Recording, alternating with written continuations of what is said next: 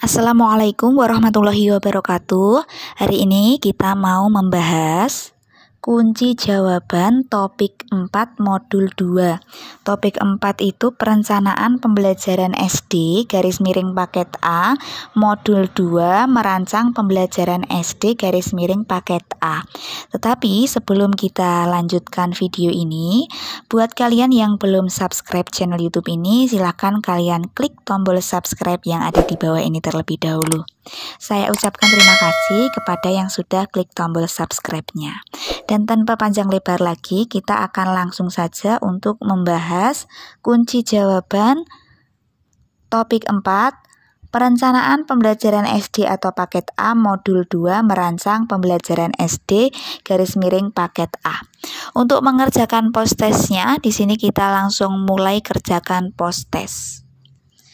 Nomor 1, berikut pernyataan yang bukan merupakan kriteria dari pemahaman bermakna adalah ... Jawabannya, kita coba yang A, merupakan pemahaman praktis. Kita lanjut ke nomor 2.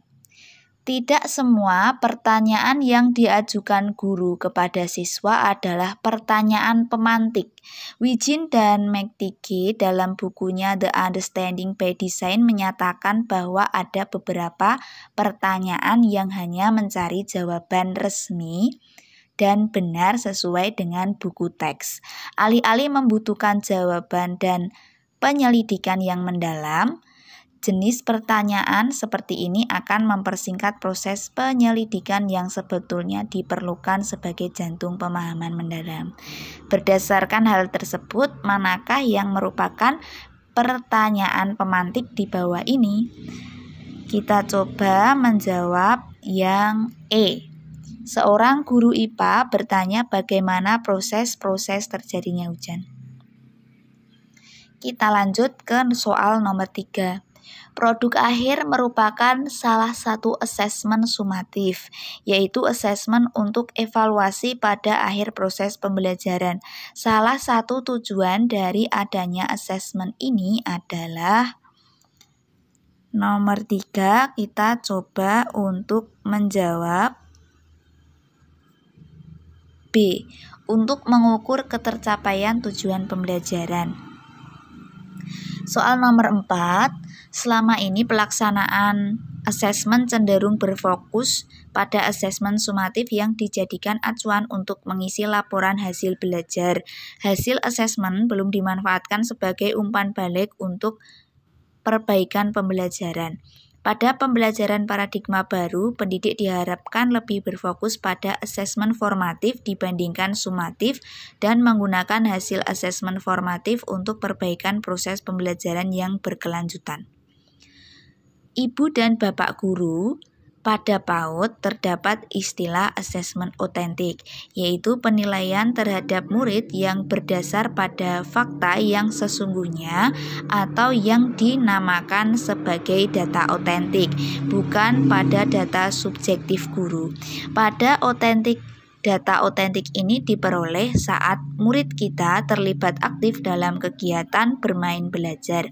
Di saat murid bermain, murid berada dalam posisi santai, tidak terpaksa dan nyaman, sehingga kita mendapatkan informasi faktual dalam kurung sesungguhnya akan ketercapaian perkembangan murid. Prinsip asesmen otentik adalah asesmen yang didasarkan pada data faktual di lapangan. Maka dalam pelaksanaannya perubahan teknik asesmen diperbolehkan sesuai dengan kebutuhan dan minat murid. Misalnya, pada saat bermain, kita melihat murid ini suka bercerita, sehingga yang tadinya kita menggunakan catatan anekdot, kemudian kita ubah menjadi foto berseri. Dengan begini, penilaian murid menjadi objektif dengan diperbolehkannya penetapan asesmen yang berbeda-beda. Hasil asesmen akan menggambarkan posisi capaian murid yang sesungguhnya. Sebagai guru, hal yang harus kita hindari berdasarkan informasi di atas adalah untuk soal nomor 4 ini kita coba jawab yang C. Menggunakan hasil teknik assessment sebagai rekam jejak pembelajaran murid kita untuk menandai kemampuan, keterampilan, minat, cara belajar murid. Kita lanjut ke soal nomor 5. Pak Markus sedang merancang asesmen untuk pelajaran ekonomi. Rencananya ia akan meminta murid menuangkan pemahamannya terkait dampak globalisasi dalam bentuk kampanye.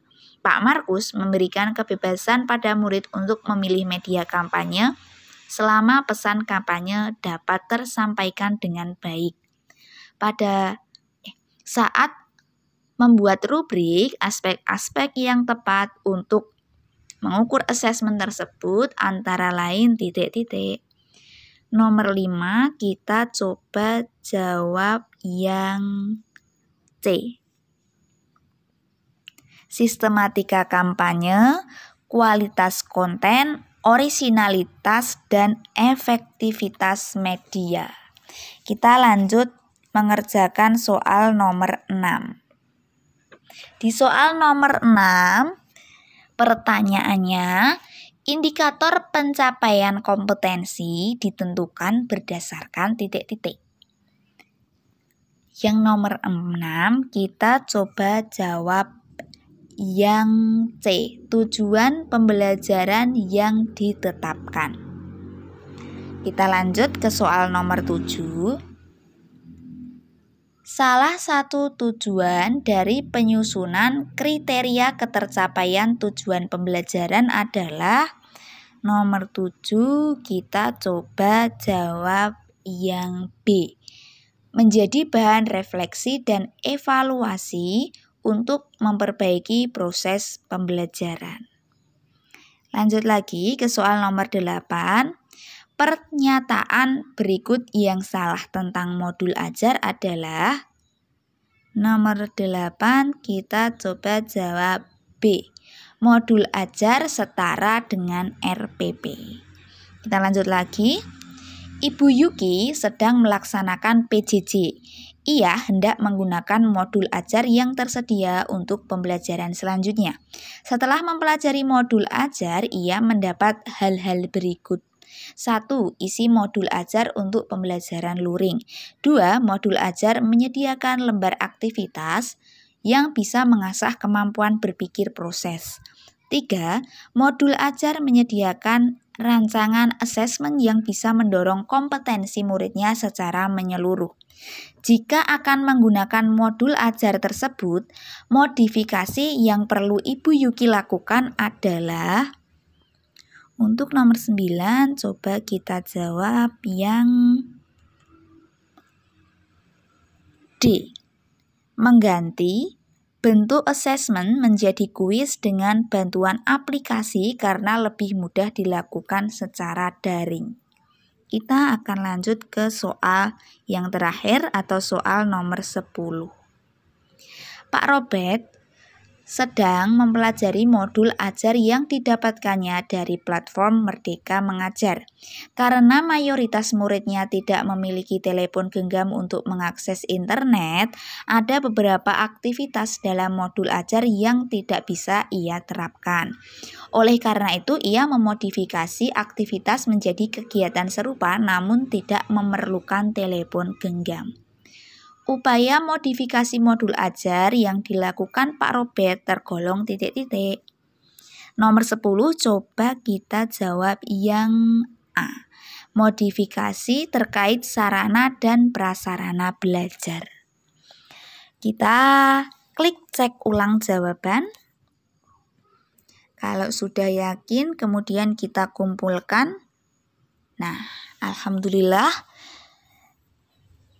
Luar biasa, pemahaman Anda sangat baik. Terima kasih sudah menonton video ini dari awal sampai akhir. Banyak salah kata yang saya ucapkan, saya mohon maaf. Jangan lupa buat kalian yang belum klik tombol subscribe-nya, silahkan klik dulu tombol subscribe yang ada di bawah ini. Jangan lupa juga untuk mengklik tombol like-nya. Sampai bertemu lagi di video selanjutnya. Wassalamualaikum warahmatullahi wabarakatuh.